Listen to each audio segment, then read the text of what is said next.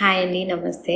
ఇవాళ మన healthy baby recipes ఛానల్లో మీకు ఒక చక్కటి హెల్దీ టేస్టీ కేక్ రెసిపీని చూపించబోతున్నాను.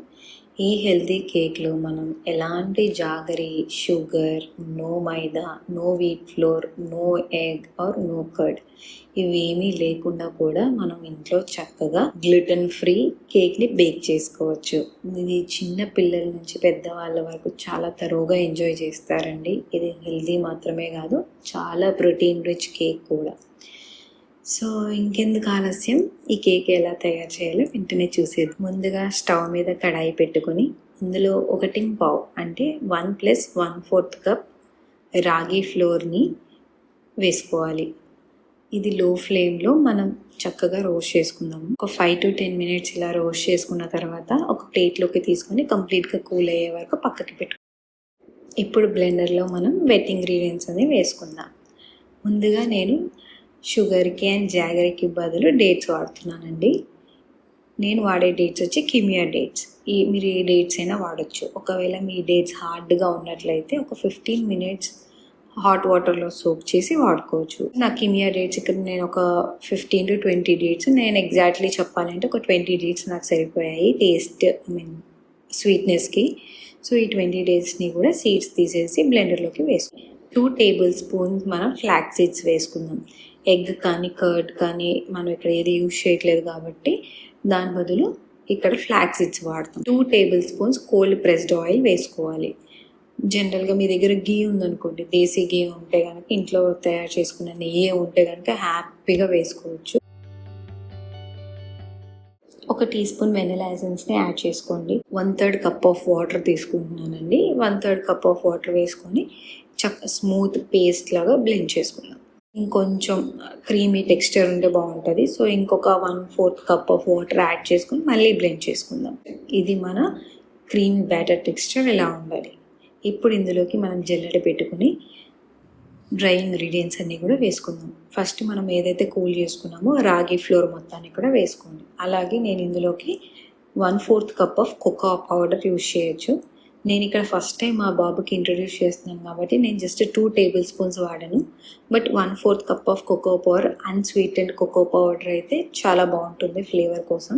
అలాగే 1/2 teaspoon baking powder, 1/2 teaspoon baking soda ఇవన్నీ వేసుకున్న తర్వాత చక్కగా సీడ్ చేసుకున్నాక ఇదంతా కూడా కట్ అండ్ ఫోల్డ్ మెథడ్లో మనం మిక్స్ చేసుకుందాం.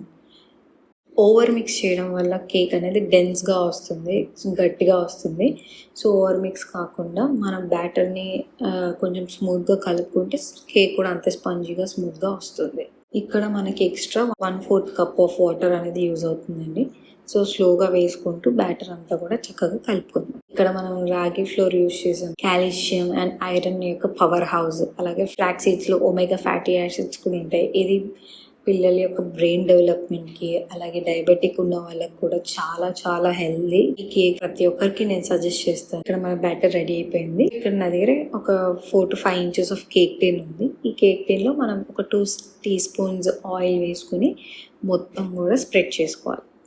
స్ప్రెడ్ చేసుకున్నాక నా దగ్గర ఆల్రెడీ బేకింగ్ పేపర్ ఉంది కాబట్టి నేను బేకింగ్ పేపర్ వాడుతున్నాను. ఒకవేళ మీ దగ్గర బేకింగ్ పేపర్ లేనట్లయితే వీట్ ఫ్లోర్ కానివ్వండి, రాగి ఫ్లోర్ అయినా సరే అలా మంచులంతా కూడా అంటుకునేలా చూడండి. మన బ్యాటర్ అంతా కూడా ఇందులోకి వేసుకుందాం.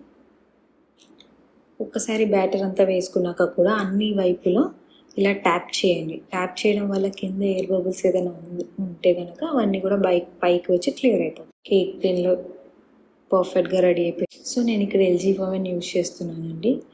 ఇది బ్రాండ్ ప్రమోషన్ కాదు. సో నా దగ్గర ఉన్నలాంటి ఓవెన్ ఎవరి దగ్గర ఉంది అంటే కనుక ఈజీగా అర్థమవుతుంది. సో ఒక్కొక్క ఓవెన్కి ఒక్కొక్క సెట్టింగ్స్ ఉంటాయి కాబట్టి మీ ఓవెన్లో మీ సెట్టింగ్స్ ప్రకారంగా ప్రీ హీట్ చేసుకొని, అలాగే దాని తర్వాత 180 degrees దగ్గర మీరు 30 to 35 మినిట్స్ బేక్ చేసుకుంటే సరిపోతుంది. సో మనం బేకింగ్కి ఎప్పుడు కూడా లో ర్యాకే వాడతామండి. నేను లో ర్యాక్ లోపల పెట్టి కేక్ కూడా లోపల పెట్టేసి ఇప్పుడు నేను బేకింగ్ టైమింగ్స్ అన్ని సెట్ చేశాను. స్టార్ట్ మీద క్లిక్ చేశాను. మన బేకింగ్ ప్రాసెస్ అనేది స్టార్ట్ అయిపోయింది. ఈ కేక్ బేక్ అవుతున్నప్పుడు మన ఇల్లు అంతా కూడా చాలా గుమగుమలు వస్తాయండి. మా బాబు అయితే ఈ స్మెల్కి అమ్మ కేక్ అని అరవడం కూడా మొదలుపెట్టాడు. సో ఆఫ్టర్ 30 మినిట్స్ మన కేక్ అనేది చక్కగా బేక్ అయిపోయిందని ఇది కంప్లీట్గా కూల్ అయ్యే వరకు మనం పక్కన పెట్టుకుందాం. సో ఇక్కడ చూస్తే మన కేక్ అంతా కూడా చాలా బాగా కూల్ అయిపోయింది. ఇప్పుడు మనం దీన్ని డీమౌల్డ్ చేద్దాం. ఇక్కడ చూసారా నాకు బేకింగ్ పేపర్ తిన్కే ఉండిపోయింది. హ్యాపీగా కేక్ అనేది వచ్చేది. చాలా వెరీ బ్యూటిఫుల్గా వచ్చిందండి. సో ఇక్కడ చూసారా కేక్ ఎంత స్పంజీగా ఉందో, చాలా మెత్తగా ఉందండి. నాకైతే డెన్స్ ఎక్కడ అనిపించలేదు. క్రంబుల్ టెక్స్చర్ చాలా బాగా వచ్చిందండి. ఎక్కడ మనకు పచ్చిదనం అనేది లేదు, చాలా బాగా వచ్చింది.